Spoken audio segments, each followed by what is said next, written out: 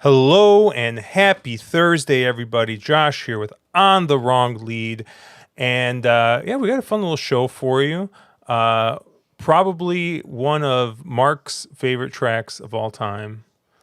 It's got to be at least top 25 Mark's tracks. Tampa Bay Downs. All right, we got the Tampa Bay Derby, the notorious site of one of the meme horses of our stream, King Guillermo, coming in, winning the race, and I think Mark and I continuing to bet that horse every time he ran after that. Fun little card. We're going to be doing a pick 5 sequence that starts in race 7. Mark Capitan in chat says one of us was running a tad late. Actually, 2 of us were running a tad late. Mark was the only one here on time, so I hope he doesn't sell me short because I was also late.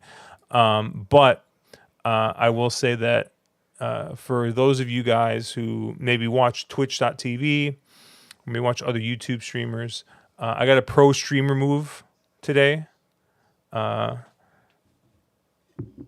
have my dinner here. I didn't get a chance to eat, so I'll be eating on stream, which I'm sure is going to be super attractive and exactly what you guys want to see. But speaking of super attractive, man who just got done with ski season, Mark Capitan, he did not see that coming. He thought I was going to Caleb.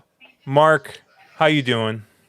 I'm not sure ski season's over yet, but yeah, you can go with whatever you want. But no, I mean, given the rain we're getting right now, it very well may be over. No, and I'm good.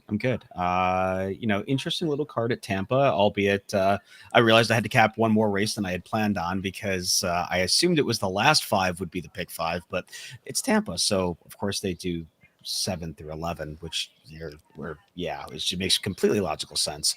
But no, fun little card. Getting prepped for NHC, which is coming up here next week. So heading out there and but besides that, good things are good. Yeah. So it's funny. We're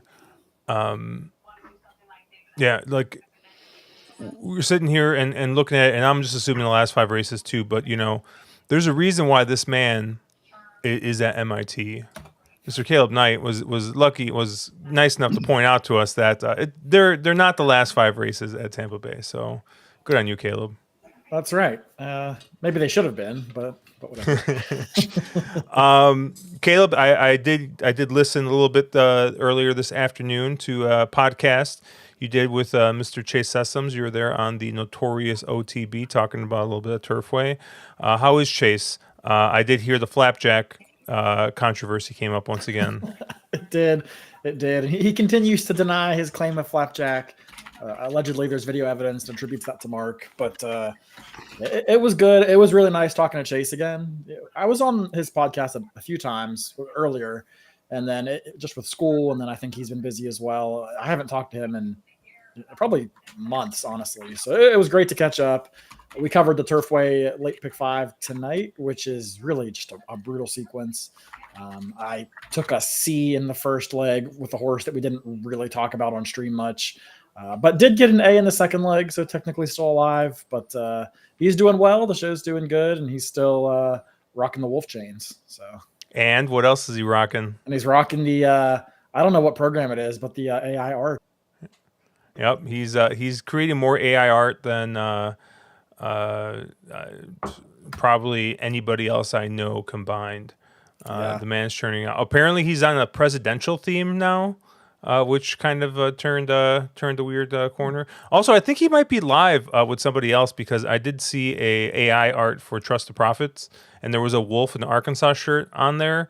So my guess is he was the special guest on that. Hopefully, I didn't ruin the surprise if that is the case. But yeah, shout out to Chase. But yeah, we got a pick 5 here.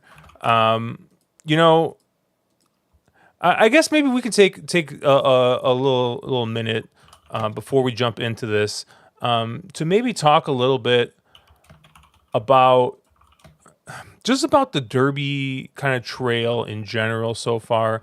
I know we've gotten through most, if not all, of the 50-point races. Has anyone really stood out to you guys? Mark, I'll let you go first. Does anybody come out that that's eligible to run?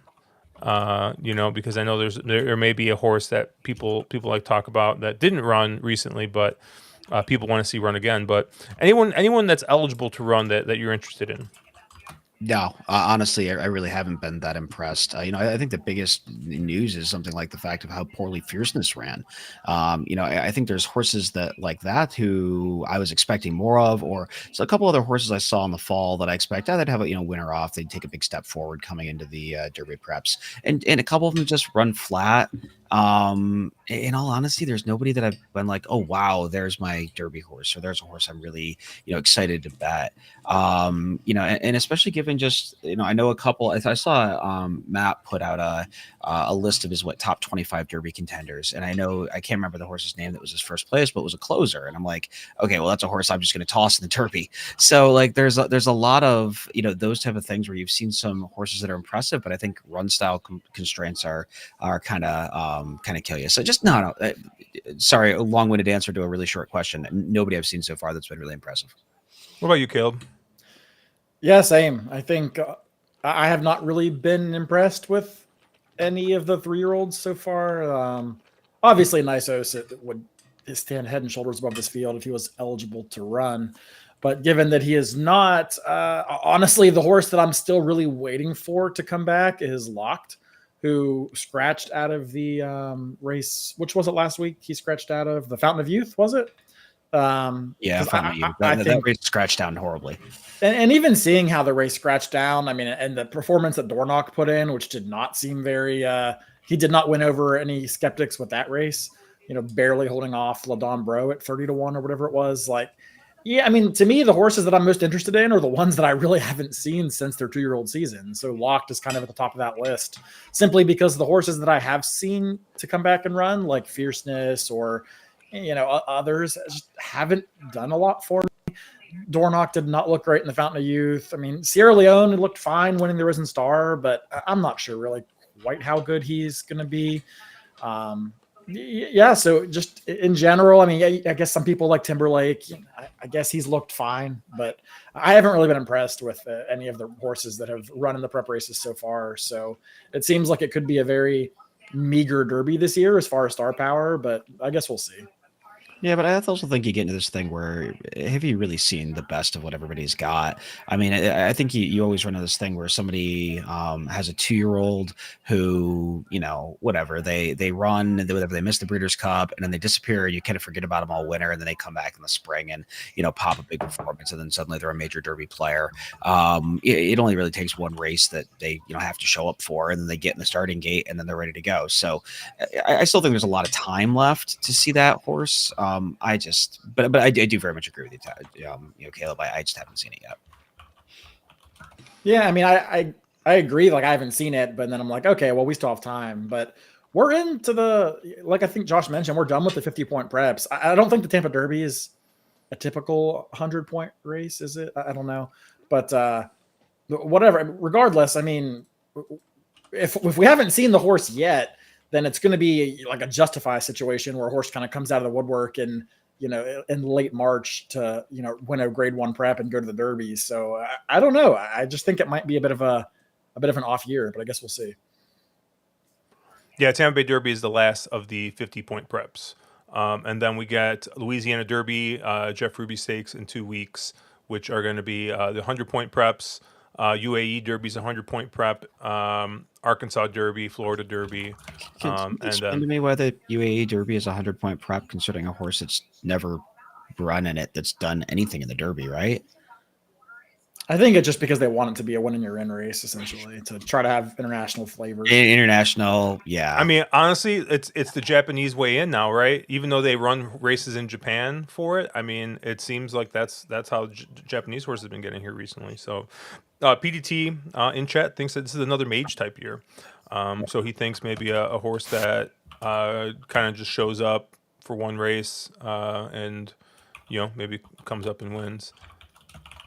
Mark, you look confused. You were going to say something.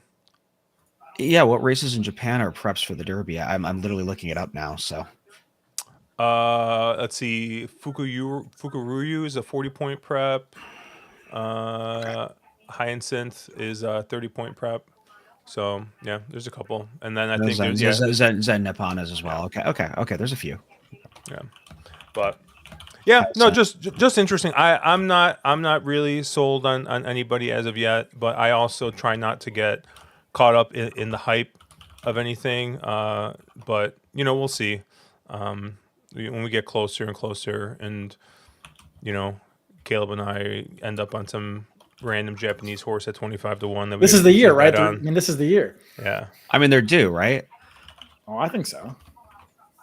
Matthew Bickey giving the answer, money. That's why the UAE Derby is a 100-point prep. I knew that was the real answer. It's just one of those, like, yeah, quiet things that should be said out loud. Oh, Uncle Sully asking who will be the two fills of the season. That we'll see. We'll see what happens in the Jeff Ruby, right? Two fills came out of that race. We've had a very recent winner who's running the Jeff Ruby Stakes in Rich Strike. So yeah, it's been a productive race. As Mark's eyes are like bulging out of his skull, thinking about the Jeff Ruby Stakes. Can't you make an argument that the Sunland Derby is also a really productive race based on a Derby winner and the Derby winner that ran fourth, and then you also had a couple of horses that clunked up on the board. And I'm talking about recently though, like last couple of years. Oh, that's right. If it didn't happen in the last 3 weeks, you don't remember it. I keep forgetting. Bingo. Mark playing the part of Andrew Champagne on this week's episode. Yeah, we'll get some more in-depth conversations. I have a couple people who I want to possibly pull in for a video or two, talking a little bit about some more Derby contenders and things as we get a little bit closer. But we got some racing to talk about here. This pick 5 is going to start with a $75,000 stakes. We're going to be going a mile on the turf here for 3-year-olds. And we got a field of 10 here, with your morning line favorite being the 3 Move to Gold here at 5-2. Caleb, I'm going to start with you. What do you think of this favorite, Move to Gold? It's a Chad Brown horse, Klarovich owned. I know that you got this BS meter for Chad Brown horses running all the time. So I'm curious what your thoughts are on this one. I think the horse is like a B tier Chad. You look at the works and you don't see any Monmouth works, and the horse did debut at Kentucky Downs and ran fine. So I'm not going to throw up a fake Chad alert for this one, but I certainly don't think this is, his next, grade 1 winner either. The way it's been managed, I mean, missing the Saratoga meet and then, coming back at a listed stakes at Aqueduct where he really got a perfect pace setup that day. They went insane on the front end and the race just totally fell apart. I think he's a legit favorite. I'm not going to say this is a horse that I would never use or that I can't ever see winning or anything like that. I do think that the figure is probably a little too fast, at least on time form in that last race, simply because of how fast the pace was. I think that's going to, it resulted in a very fast final time. So I think the figure maybe isn't quite as quick as others would maybe make it. They did downgrade that by about 10 points for the pace. So all that to say, I think he's a legit favorite. He's not my top selection in here. And I think this is, for me, is probably a spread race where if I'm going to spread 3 or 4 deep, he's probably not going to make my ticket simply from a equity standpoint. But he's not one that I'm in love with. I guess I can say that much. But I'm sure Mark can tell me why he loves this horse so much. No, I actually 100% agree with you. He's probably my fourth or fifth choice in here. I think from an equity standpoint, he doesn't make a lot of sense to include on tickets. There's a lot of where's he been sort of a factor. I mean, he's been off for quite a while, so there's a chance that he's taken a big step forward. But there's a bunch of horses that have a lot of recency, and have just run much faster races than he has. He's going to take all the money in here as well, I would assume, just on connections. But I think he's really up against it pace dynamics wise as well, where he's going to have a lot of work to do in the lane. And historically, you can close on on the turf here, but I want somebody who's a little more forwardly placed. Arad's going to have to invent a trip with him, and I think he's going to have a lot of work to do at a very short price. So I ended up going other places. Yeah, I kind of had, I think, both your guys' feelings. Maybe I'm leaning more towards Caleb, where I think he's usable. When you see a Chad Brown horse that's run a bunch of times and hasn't really improved, and maybe the figures are okay, but maybe he's just not it. This horse is lightly raced enough where I still don't think that we really know. And this is a horse that obviously tried to break its maiden at Kentucky Downs. It's a weird track, right? You can sometimes just cross a line through those races. Comes back out in that Aqueduct race, and wins a stake race as a maiden, a pretty decent purse of 135,000. So, and is coming back here, right back in the stakes company. So I think this is kind of I think this horse is well meant in this spot. I think that this horse is probably sitting on a good effort here. And I think if he runs back to that last effort or just improves a little bit, I think that he's definitely the one to beat in here. But there are two other horses that I kind of liked in here.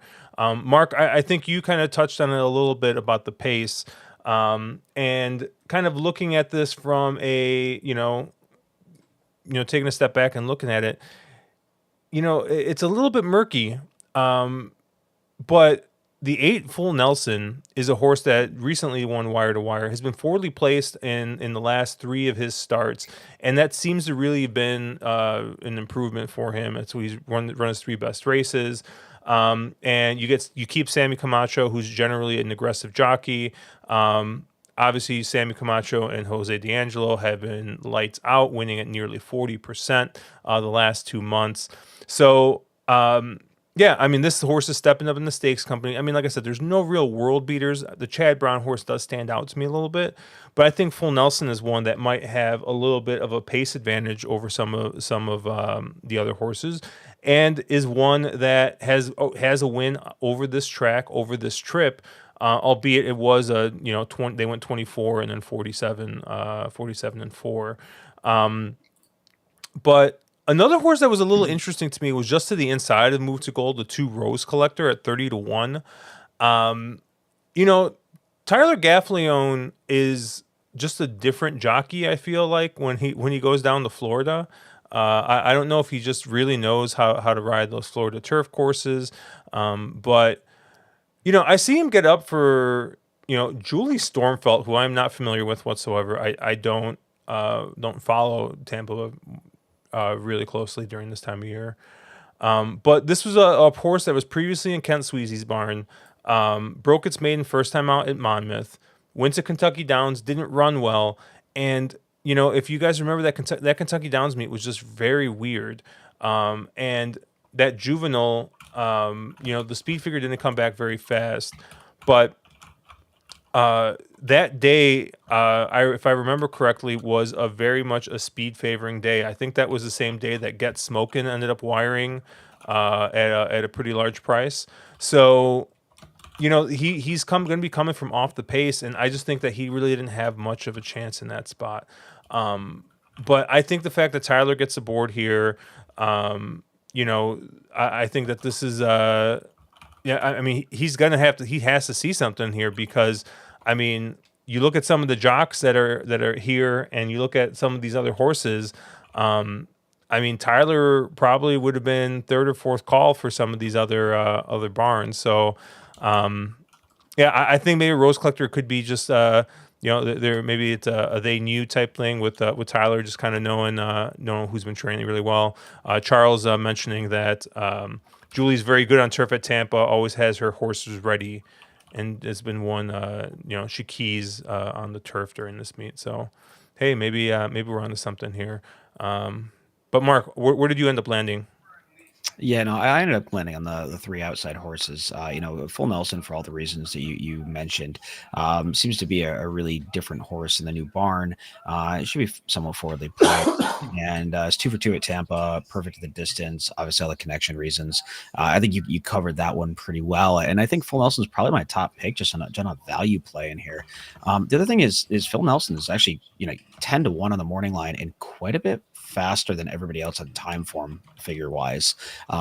So there's quite a bit of value there, and it's it depends on the price. I don't think you actually get that 10 to 1 because if I'm seeing it and you're seeing it, then everybody else is probably seeing it as well.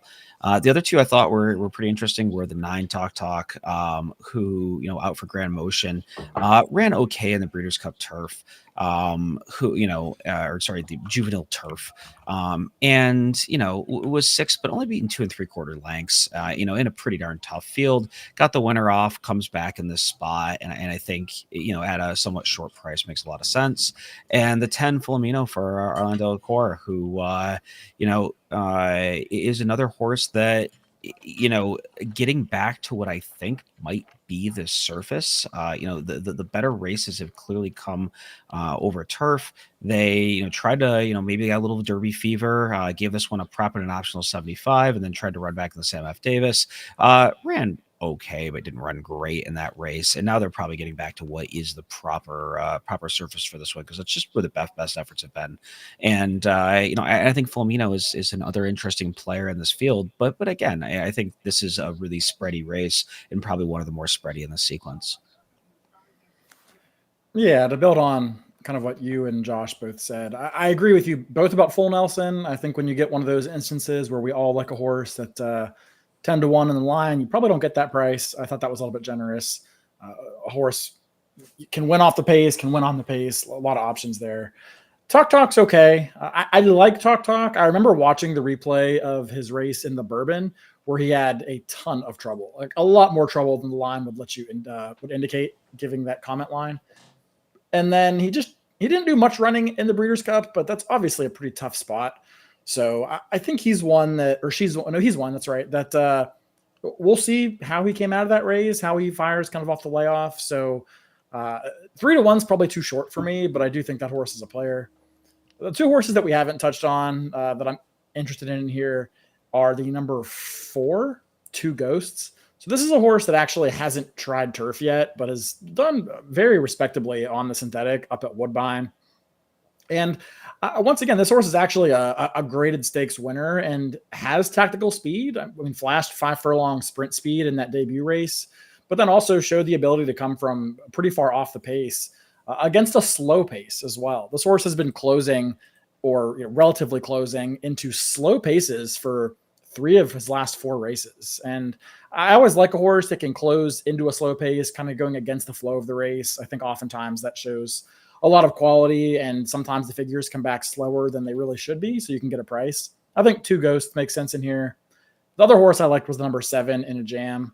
I probably want a little bit better than 9 to 2 if I'm going to go to this horse, because on figures he does need to get a little bit faster. But this is a horse that does have some pretty dirtied up form. If you scratch out the 4 dirt races, then his form looks quite a bit better. And then furthermore, if you just look at his races around 2 turns, he's a nose away from being undefeated, 3 for 3. So I think there's reasons to be optimistic about this horse that initially, he took 8 tries to break his maiden, but maybe something clicked. Maybe they figured something out about this horse, or maybe he just really likes 2 turns on the turf. But regardless, this is a horse that I think is going the right way at the right time. Needs to take a forward step, and I don't know that 9 to 2 is the right price for me to take a bet that he's going to do that. But he is one that I think could upset here at hopefully 5 or 6 to 1 at a decent price. Yeah, and then chat's got a couple. I see Matthew Bickey here. He likes the 1 and the 7 here. So the 7 in the jam, the horse you just talked about there. Caleb, you guys got the West Virginia connection going. But he did talk about the one Quokka here for Tom Albertrani. You guys give this one a look at all? No, not for me. But again, your 2 wasn't for me either. So Which horse was it? I'm sorry. The he one. said the 1. I guess if you think the horse gets loose, maybe. I mean, I don't. No, I'm sorry, not gets loose. But if you think the horse, no, I don't see it. I think it's hard. Oh. I was thinking of the wrong horse. Sorry. I struggle to see it. Yeah. Yeah, I mean the 1 just feels like the horse. I mean the horse it does have some improving form. If you want to take a shot at 20-1, I wouldn't talk anybody off the horse, but just not a for me horse. Yep. So I'm sure we'll see Matthew on top. Yeah. On top of the leaderboards at Exactly. horse Usually when that tourneys happens, with that Matthew's right and we are wrong. So Yeah. Yeah. See, look at this guy right here. He's like just confirmed a winner. Now is single. Yeah. Anything else on that race before we move on? Yeah, the only other horse I was a little interested in is the 5 Ninja Star. Ran in that same race with Full Nelson in the last. Kevin Rice, if you follow Kevin, he's been very hot in Naira, always is, but hasn't been been a little cold down in Tampa. And this is a horse that if you're looking at fastest figs, I think is like second or third fastest fig in the field. Comes out of that Full Nelson race. Not a horse that finds the winner's circle very often. And probably it needs to take a little bit of a step forward here.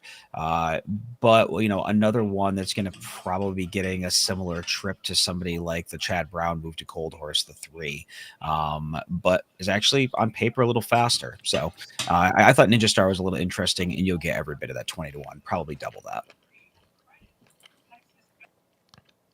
All right. I think he's interesting. I think he's a worse version of Full Nelson, but if for some reason Full Nelson doesn't fire, then yeah, the price premium is baked in. Yeah, that was my take. More so, it's a price play, a spot price play, than it necessarily is a horse that I would win bet, or maybe to fill out a trifecta or something. Look at Mark. I love that. I love that you're seeing these types of horses right before NHC. Like I'm loving it. I'm so excited. All right. Let's move on to race 8 here. We got a $50,000 handicap. We're gonna be going 7 furlongs here on the main track, and we got a nice field of 10. We do have some nice big fields.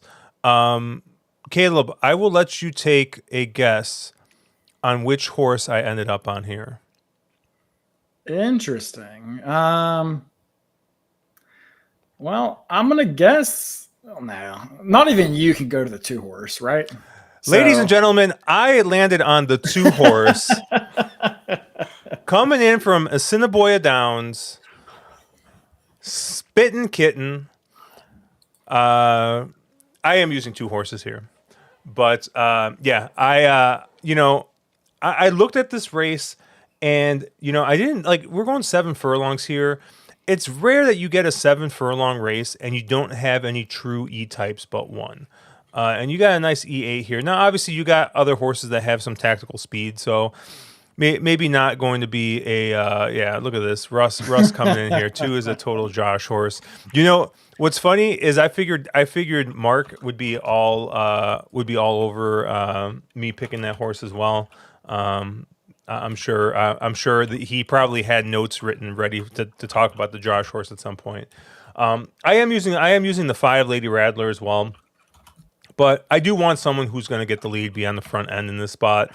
And the 2, has done it on the bull ring, going 1 turn, going 2 turns. That's some serious speed. Has got 22 and 2 speed going 5 furlongs. So, not necessarily all that confident with the jock they got aboard, but apparently John Geraldo and Marvin Buffalo, Mark going to Vegas, maybe playing a little bit of Buffalo, going to be hooking up here, and they already got a win in the last 2 tries here in the last 2 months. So I thought he was interesting here, as obviously the speed, but I think maybe a more realistic target. The 5 Lady Rattler, ran in a 6 furlong stakes race here a little while back.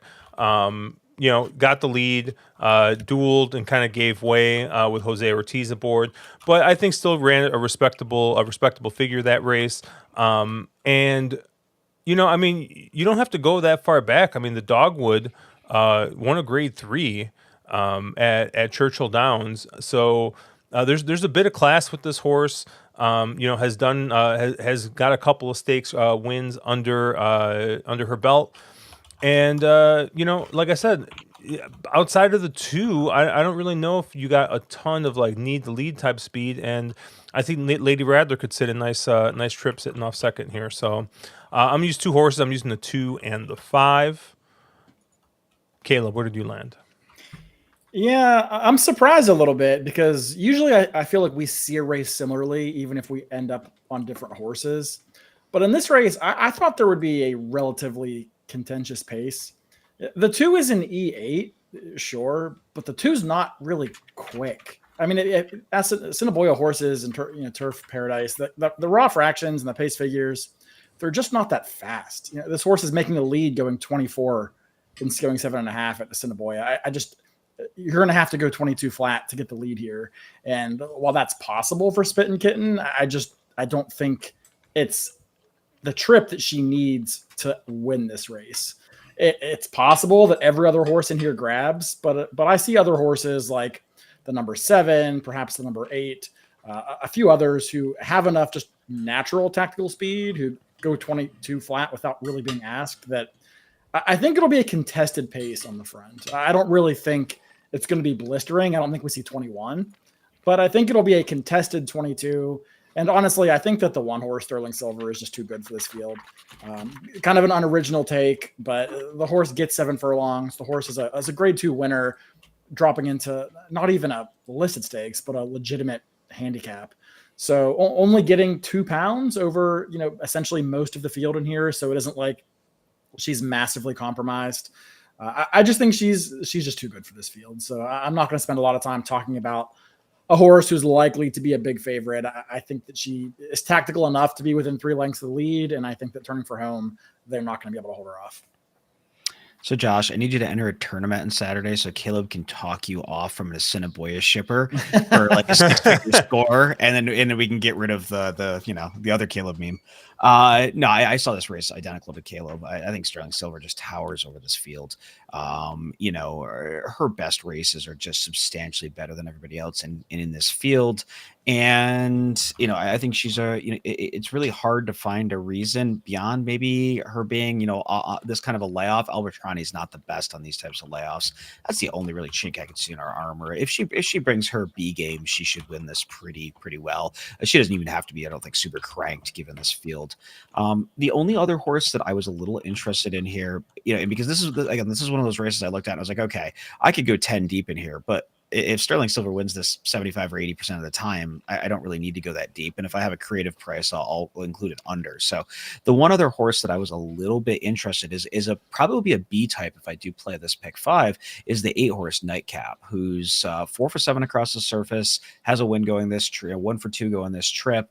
I realize Sammy Camacho gets off and he's normally the go-to rider, but Santos for Gerald Bennett, have been very, very good together. A horse that handles the surface gets the trip, and the speed figures aren't substantially too slow, at least on paper. So at a nice price, that's the kind of other horse that I want a little bit of coverage to in this field. And Caleb, you're just going to stick with the 1. There's no one else you really.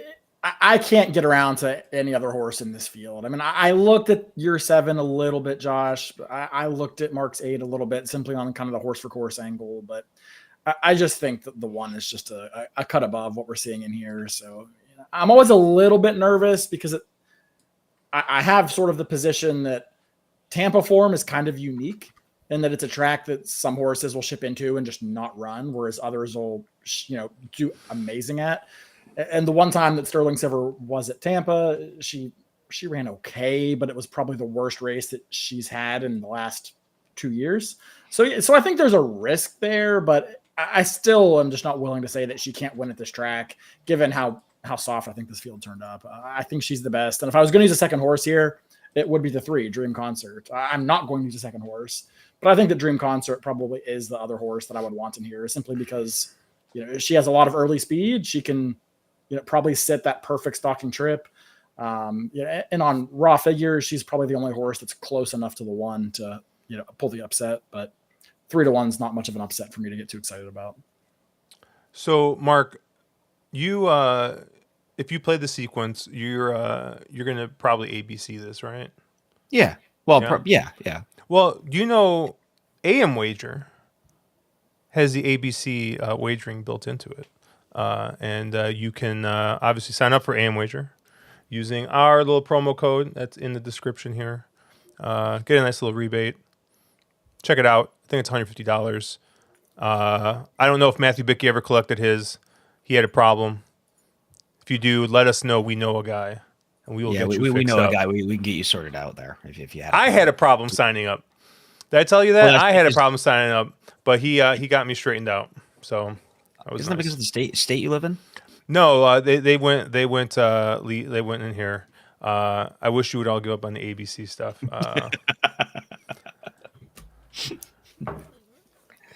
I love Matthew. Hey, should it ping us one of us a message and we'll get it taken care of for you, Matt. Yeah. All right, the Hillsborough here. 1 1/8, grade 2, on the turf. One of Mark's favorite horses in training, Fluffy Socks, shows up here. Actually, I feel like Fluffy Socks is one of those horses you're just never on the right side of. Yeah. Well, I was on Fluffy Socks like 3 years ago when she won at Monmouth at a price, and then I've been on the wrong side of her for what feels like the last 3 years. So, I mean, I think I guess that let's start with Fluffy Socks. It'd be kind of the race. To me is what do you take of Fluffy Socks? And my thing with her is, and this is her entire career, she just doesn't win that very often.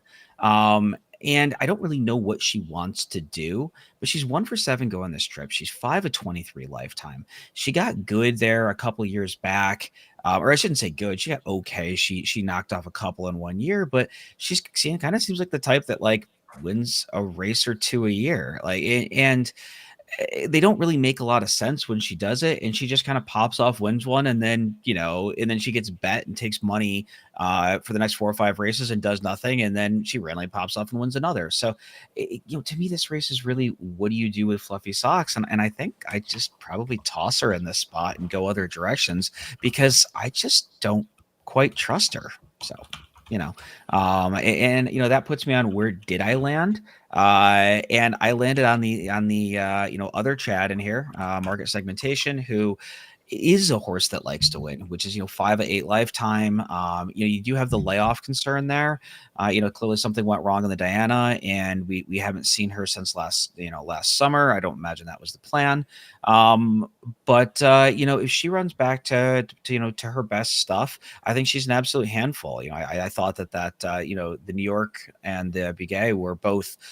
She runs back to the figures in those races, she's going to be mighty, mighty tough in in this field. Other 2 horses I was a little interested in were the 7 Elusive Princess. That QE2 was a real nice race. And you get to see her back here. And I don't know if this, it probably is not as tough of a field. There's no Maj in here.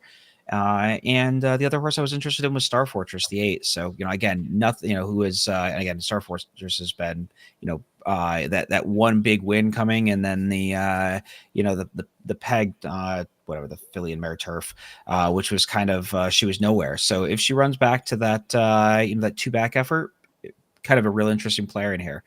I realized nothing creative.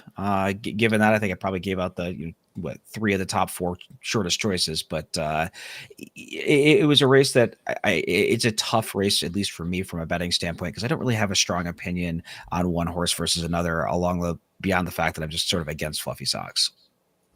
Yeah, and Mark, I see it similar handicapping wise to the way you do. I think if any of those horses win, I'm not going to be shocked.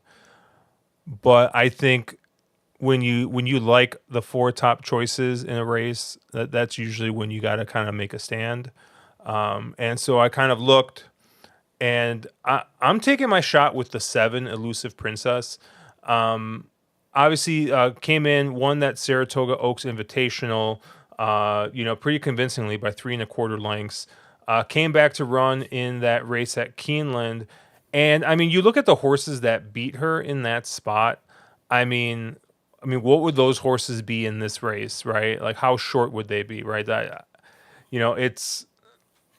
I just think that that was just a completely different level of horse that she was up against there, and I think that here she is finding she's just finding a much softer spot, and I think that if she runs back to that Saratoga race, I mean, I think she's going to be very, very tough to beat here. And 9-2, while not a super sexy price for a win bet, I think singling, a 9-2 shot in the pick five is definitely a way to get a little bit of leverage. So I'm going to go with Elusive Princess as my lone A, and I'm just going to let the chips fall where they may. Caleb, where did you land? Yeah, so I see this race, I guess, similar to sort of both of you. So I think the key here is going to be how you really approach it from a betting perspective. I'm also against Fluffy Socks. She could win, sure. I think this is a little farther than she wants to go, and she just doesn't win enough to take 3-1 for me. So I think market segmentation is probably the horse to beat. I mean, if you want to talk about horses that would be heavy favorites in this race if they showed up, if you look at the horses she lost to in the Diana, I mean, White Beam kind of freaked on that Saratoga course, but then In Italian and Fevrover are both extremely accomplished horses in their own right. Prior to that loss, I mean, market segmentation was on quite a roll, winning from anywhere from 1.16 miles up to 1.25 miles, Florida, New York, I mean, kind of all over the world. So I think she's a very deserving favorite. She's 5 of 8 lifetime. It's Jose Ortiz, Chad Brown on a horse that probably doesn't get the lead here, but realistically could. I don't see a lot of speed in this race. I think that Beach Nut Trophy is possibly your leader. Otherwise, it probably defaults to the 7, Elusive Princess, who Josh just mentioned. But I think this is a race that you probably want to be forwardly placed. So market segmentation, I think, is just a very, very logical winner in this race, and a legitimate favorite. The other horse that I agree with Josh is the number 7, Elusive Princess. I think she's a horse that makes, I hate to use that phrase, makes sense, but she ran a really nice race in the Saratoga Oaks. The only reason that I'm probably a little more shy to single Elusive Princess relative to Josh is that most of her better efforts have come either going a little farther or over softer turf. Even that Saratoga Oaks was, well, technically it was both, going 1 mile and 3/16, and it was going over pretty soft turf that day. Her last race at Keeneland was quite good, don't get me wrong, but it just wasn't maybe quite up to par compared to what we saw from her in the Saratoga Oaks. Yeah, the time form fig came back faster, but I tend to think that's more a function of the grade 1 versus grade 3 issue. But nevertheless, she's a very, very strong filly. Her European form was quite good. I mean, she was beaten by Blue Rose Sen last out, who's probably one of the better fillies in the world right now. And then, additionally, she was beaten 4 lengths by Blue Rose Sen, so she was really only a length and a half out of second in what was a blanket finish for the minor awards. So I agree with Josh that Elusive Princess is probably the value play who I would have the most interest in, but I do think that market segmentation is going to be tough. So I'll be using both of those and probably nobody else. Hey, I got to ask Bicky a question because of what he posted up in chat there.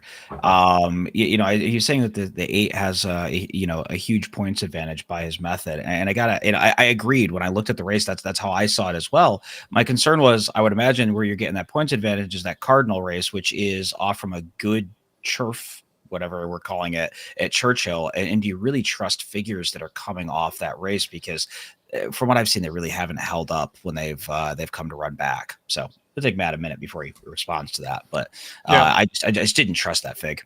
It's the same issue I had, Mark. I mean, it's the reason I'm not very high on Star Fortress. If she runs back to that race, and that race is legitimate, she wins this race. But you're taking 7-2 on a horse that 8 of her 9 races lose. One of her 9 lifetime races is good enough to win. And for me, if I can't really understand where that race came from, it's really hard for me to back her at 7-2. Isn't it funny? Wasn't this our same argument against her in the Pegasus? Yes. I'm pretty sure we were all like, "All right, hey, wow, that's a huge figure." That was at Churchill Downs. And Matthew's saying his stuff isn't really just based around figs. So He said points, and I was assuming points related to like speed figure points, not to a total qualification, which I know it is. So that's my bad. yeah. Well, I know he does some type of class adjusted or class weighted Yeah. metric on BetMix, but still. Charles likes the 3 Sparkle Blue and the 4 Aspen Grove here. And yeah, Aspen Grove, came kind of shipped over, won that Belmont Oaks. But I don't know, Brisnet had that race pretty slow. I don't know what time form had that as, but Brisnet definitely had that as a slow race. I mean, it's rare that you see a grade 1 winning turf route be anything less than a 90 on the Brisnet speed figure because of the way that they kind of adjust for distance, or rather they don't adjust for distance. I mean, did seem to improve the next two races out, but yeah, I'm not too sure about that. And then Sparkle Blue, I think it's got maybe one race that kind of fits here, but that was also going 1.5 miles at Churchill. That Endeavor last out, the figure came back really solid, really strong. Okay. So, but my concern is, and this is something Caleb and I have talked this to death, is that a big figure and a losing effort. Do you really again trust that figure? A horse with a ton of layoff lines has been campaigned in sort of a interesting way. I don't imagine the intent is all those layoff lines. There's a couple of figures in there that would make her a major player in here, but she doesn't really consistently back it up. So again, another horse I don't really trust, but probably wouldn't be the biggest shock in the world. Yeah, I mean, the 3 and 4 are kind of the horses that I thought, if you get past the key players, who I would argue are probably the 1 and 2, maybe that second flight would be the 7 and 8. Then yeah, I mean, the 3 and 4 would be your next likeliest winners. I mean, I think the 4 probably has more upside, being a younger horse, more lightly raced. But for me, I mean, the 4 was kind of dusted by Fev Rover, who, market segmentation was, kind of more in contention with when they faced off. So I don't know. For me, I struggled. The 3 I really wanted to like, because she's been against the racing flow for a lot of her previous races, trying to close into slow paces. But she also was outclosed by Fluffy Socks. So it sort of feels like if you're taking that angle, then Fluffy Socks is probably more likely. So yeah, for me, I see the appeal, but I couldn't quite get there. And Road Warrior has entered the chat, saying, "Good evening, gents. No matter how late you started, you're still ahead of the president showing up to the Capitol building." So, shout out to Road Warrior, and moment of silence for Road Warrior, going through a tough time right now with the new renderings of Belmont Park. So, You mean the spaceship? thank you. We needed the moment of silence for him. Yeah. Anything else on the race? I feel like we talked about almost everybody in there. No, it was a tough race for me, but I think I'm good. All right. Florida Oaks going 1 mile and 16th here on the turf for 3-year-old fillies. And once again, we got a nice 12 horse field here. Your morning line favorite looks to be, can I do math? Is it the 11 dynamic pricing? I believe so. It's 7-2. Chad Brown's all over this card, and I don't feel like he's been running a ton at Tampa this year. He always ships in for these big days.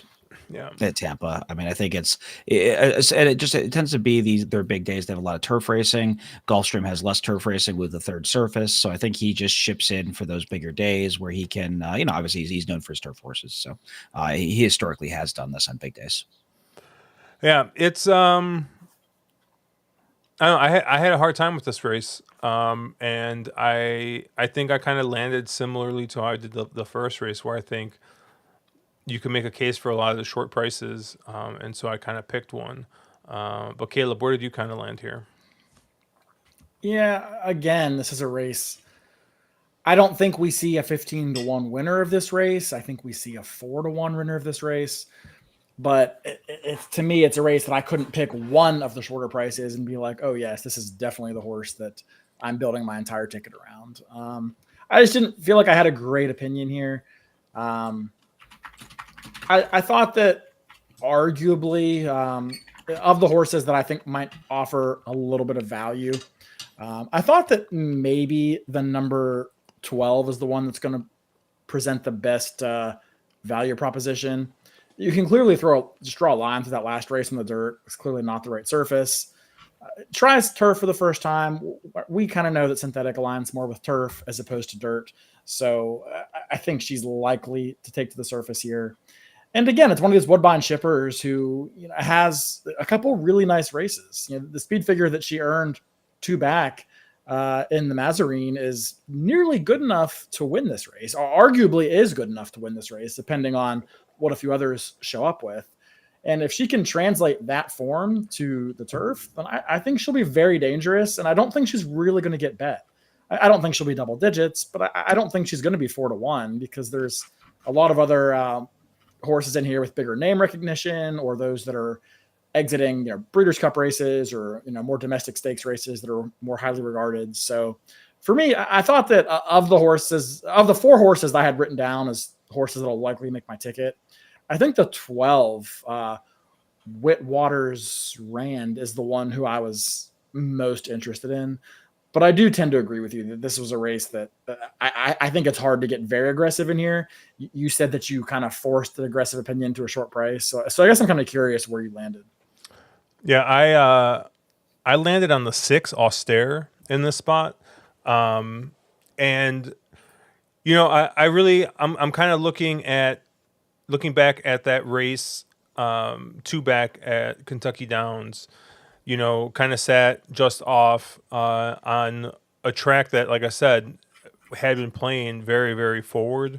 I think even being 2 lengths off was a disadvantage on that track. I'm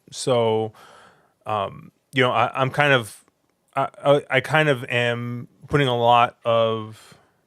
I guess I'm putting a lot of my eggs in that basket. Obviously, came back into the juvenile fillies and turf, and ran 5th, but ran 5th by 2 lengths, and wasn't necessarily bet super heavy in that race. So, but Tyler sees fit to stay aboard here. Tyler's ridden, Tyler's ridden the 7 Style Points here, who's also at a short price. And decides to stay here with Austere. So I don't know. I think just of the short prices, she seemed to be the one to kind of key on. I look at some of these Chad horses. The 11, has got a 3rd in a grade 3 at Gulfstream, and is coming back here as the favorite. I mean, I don't know. I haven't looked at any other figs but Briz, so maybe that race came back super fast. I'm not sure. The 10 Weigh the Risks, is a maiden coming against winners, in some cases multiple winners, and I'm not too keen on there either. So yeah, I guess I kind of just landed with Edna 6, kind of being a horse that has won a $500,000 race. Has won going this mile trip, has won going a little bit further, and didn't necessarily embarrass herself in a really strong grade 1 a couple of races back. So I like the 6 Austere here. What about you, Mark? Where'd you land? Yeah, I can make, Austere is probably, I don't know, one of those logical likely horses. I thought something like Style Points made a lot of sense, and I also thought something like Dynamic Pricing made a lot of sense. But make a case for a little bit of a mid price, and that's the 8 horse Destiny Star for Tim Ham. Tim Ham is a trainer who, when he gets them kind of right and gets them sorted out, they tend to win, back to back, and do so pretty consistently. The horse that has won last 2 in a row at Tampa. Once they finally figured out that, yep, this is actually a turf horse, and it seems to be able to get, get this kind of distance. And I don't think the added trip here is going to be any sort of a problem. The jockey sticks. And I thought that last out win at a mile was really impressive, where the horse was just kind of going away from the field late without really being asked very hard. So I really wonder if there's a bit more in the tank. I realize, the 8 is a little bit light on figures, but I think Destiny Star gets a little lost in the board. You probably get more like 12-1 kind of range here, and give me the horse for course that I think still has some more upside left and is an interesting player for some pretty solid connections. So that's kind of my. I don't know. I could go a bunch of other ways, but I'll land on a bit of a price. I'm not going to single the horse or anything, but it's a horse I'm going to have very prominently, in all my tickets. Yeah, those were both on my radar. Of the 4 horses that I said I liked, you and Josh both highlighted one of them each, Austere and then Destiny Star. The last one I liked was Style Points, who I think is just improving at the right time. Only lightly raced, 3 races, but has improved or taken a step forward in all 3 of those races. Didn't do much running in the debut effort, but really improved quite a bit in the second time out, and then ran a really nice race to Life's an Audible last time out as well. I think that's going to be somewhat of a key race, as you have a number of horses that have either raced against Life's an Audible or exit that same race at Gulfstream on February 3rd. So I think that's going to be a bit of a key piece of common form you can compare a number of these horses against. And she's one that I think is just sitting on a pretty good race in here. So 5-1, sure. I mean, I don't know what she'll go off at. I could see her going off 7-2. I could see her going off 8-1. So this is a race that I think it's very curious on how the board's going to handle it, because someone in the chat mentioned, like Matt C, does anyone think the 10 is going to go off 6-1? And I don't know. It's Chad Brown, Klarovich, and Irad Ortiz. Intuitively, that horse is going to take money. This horse was the favorite in both career starts and a very heavy favorite in both career starts. But on essentially any other metric, the speed figures are terrible, and this horse can't win this race, without massive improvement. I recognize that was a race that was from the late summer, and now we're in 6 months later. This horse has certainly, you would think, improved since then. But how short of a price do you take on a horse that has to improve 15 points to win this race? And I don't know. I don't know the answer to that question. But this is a race that I truly don't know how the board is going to bet it. But given the fact that I assume both Chad Browns take money and that neither one is super interesting to me, I think it's a good race to go price hunting if you think the Chads are vulnerable. Yeah, again, I very much agree with Caleb. I have no idea how the board bets this. I wouldn't be shocked if this horse goes off at 4-1. I also wouldn't be shocked if the horse goes off at, let's say, 12-1. I think, I have no idea what they're going to do with the risks or honestly dynamic pricing, to tell you the truth, because neither one of those are really favorable draws in a real big field at Tampa. So, it's very hard to tell what final odds will be in here, but very good betting race. So I'll put it that way. Yeah, Road Warrior does want to mention that in the first race, the 10 lost to Ozara, who's turned into a nice horse for Christophe Clement. So, and then I think, in that race too, the third place winner came back to win next time out as well. So that was a key race that came out, that first race at Saratoga, and then obviously broke its maiden. Interesting that Brisnet has that race coming back a little bit worse, but. Anyone else you want to talk about in here, Mark? I know you only talked about a couple.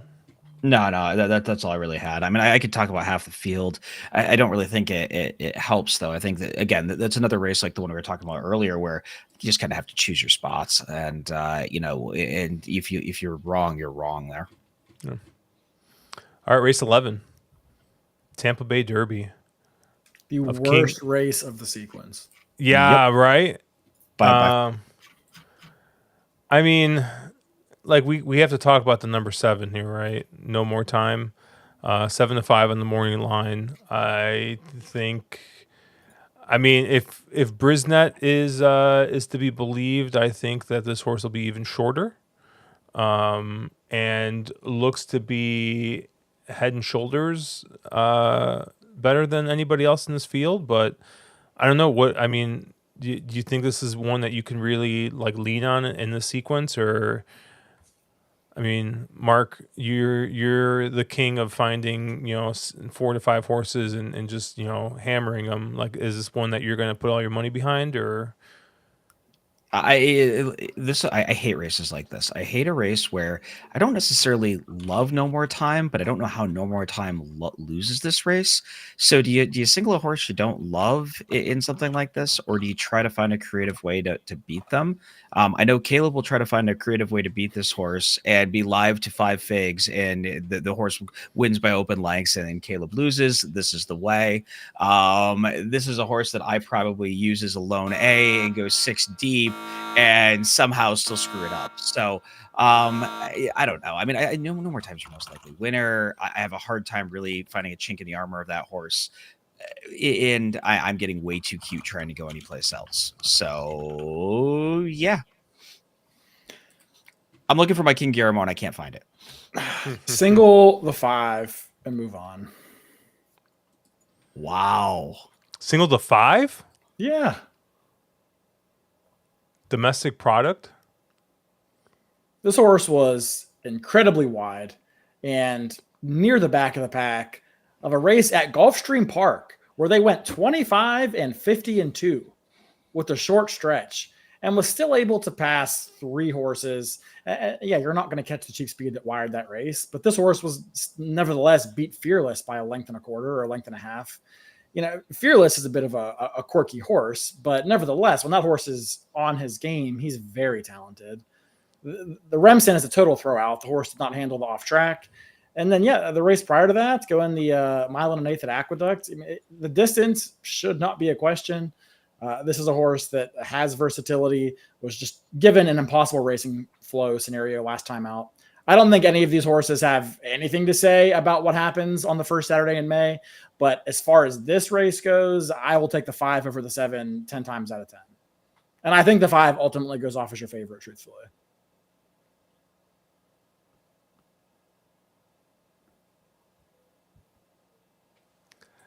Like, let the record show that Caleb opened the show talking about 2 candy ass horses by the name of Dornoch and Sierra Leone, and the horse that he thinks is a single lost to them both by about 16 lengths.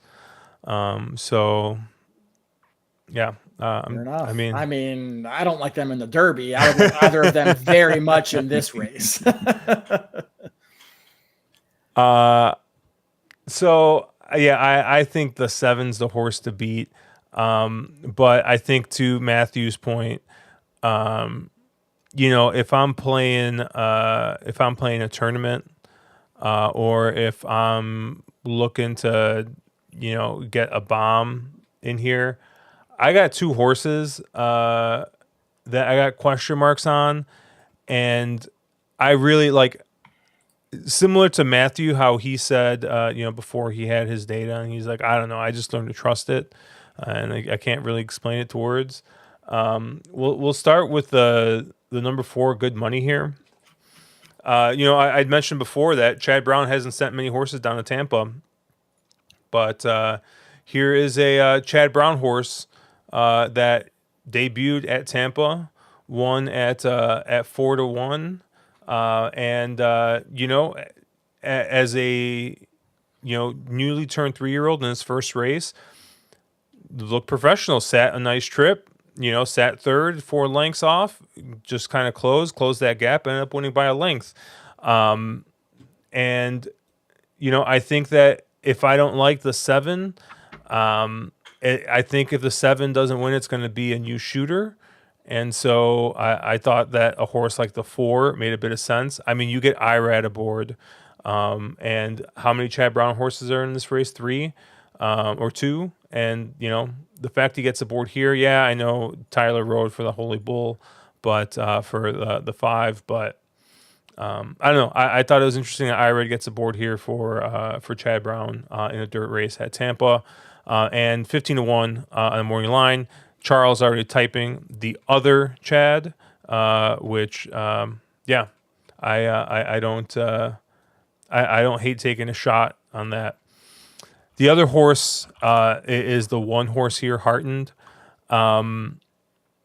And this is another horse. This is the horse that looks like he's improved from 2 to 3, finally breaking his maiden here at Tampa, going a mile and 40 yards. Was a real short price, won by open lengths, and once again, I don't want to say blew the start, but wasn't necessarily off all that fast. Hustled up, grabbed the lead, and just drew off and won pretty easily. It is one that I think doesn't necessarily start all that well. It seems to need to be kind of hustled a little bit, but Jose's ridden this horse twice now, and maybe he's kind of got a handle on it. Is going to be on the rail here, and if something unexpected happens and maybe we get a little bit faster of a pace than maybe I saw on paper. I don't know. Maybe the one kind of just gets that ground saving trip and wins. It's 10-1 on the morning line. Just another kind of, I don't know. I just thought it was a horse in an interesting spot. One that we haven't seen too much of, and I didn't give a look at all to the 5. So it's with how similar Caleb and I generally see races. It's pretty wild that we're so different on this one. You don't see a lot of pace on this race because I know Timeform has this listed as a hot pace, and I had actually a play that I was going to kind of allude to here, and it's the fact of I think I personally see a fair bit of pace in here. I don't know if it necessarily melts down, but the horse I was a little interested if there is a fair bit of pace in here and he gets some pace to run into is the 10 horse, the Maiden Sturdy for George Weaver. Horse that's improved all 3 of his starts, second start of his 3-year-old campaign. That last race, Timeform actually thought very favorably of. It was the second fastest fig on Timeform. And I realize it's a maiden, but if there is a little bit of pace that he gets to run into here and go on a little, and I think he probably stretches out just fine, given that pedigree. I think Sturdy might be an interesting player here. A little bit of a contrarian play if you're just playing the idea that you don't think the field's that great. I think your 7's your most likely winner. Maybe make something like Sturdy a B and or a saber ticket type horse. I realize ITP is twitching his corner right now, but I think Sturdy's kind of interesting to me. Also looks like best closing fractions on at least Timeform wise. So your horse that's going to be flying late. I realize that's not normally the play at Tampa, but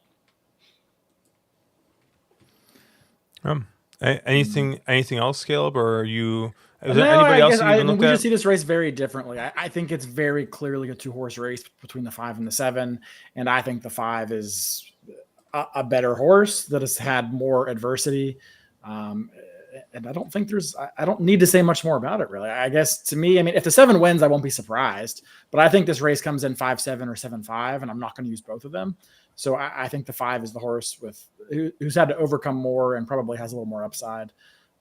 As far as the pace goes, I don't see a super fast pace. I guess I see that similar to Josh, but I don't think they'll be crawling up there either. And I don't think any of the horses that I could reasonably make an argument for to make the lead besides the 7 really have any chance. So yeah, for me, I know there's been some talk about the 1. I guess his last race was okay. I guess he looks okay on optics, but I just can't get there.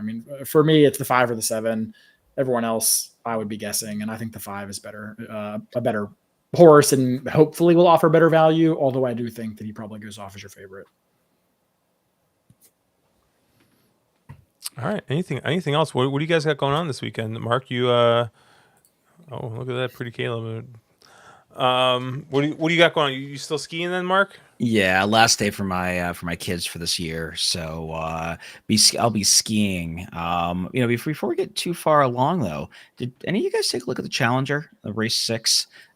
Because I think,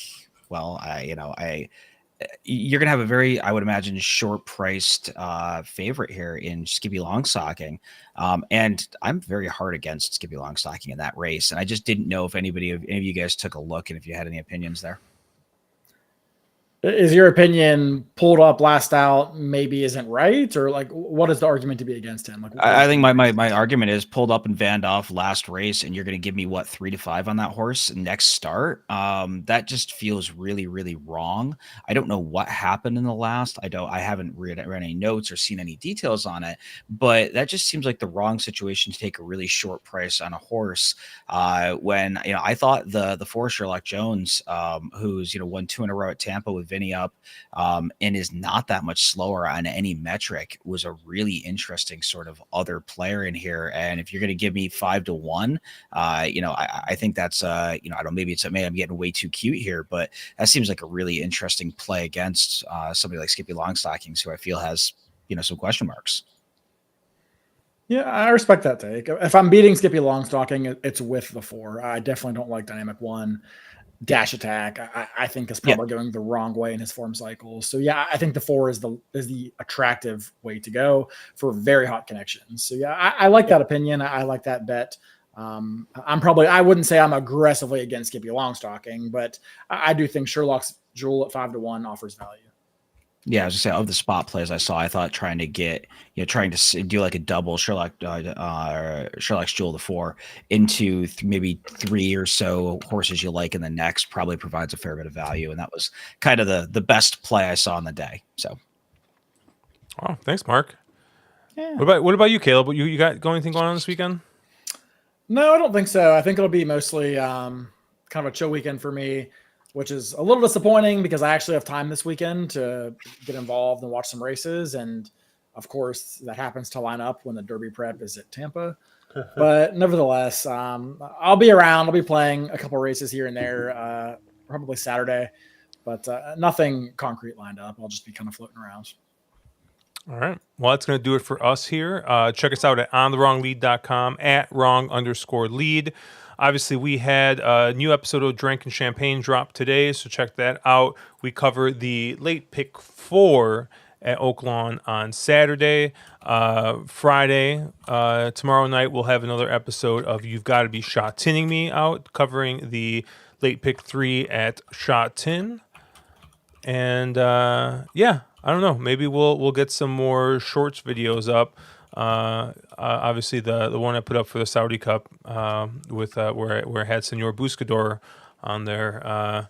Hey, maybe we'll catch lightning in a bottle twice, and we'll get something going. But have a good week, guys. Good luck, and we'll see you out there.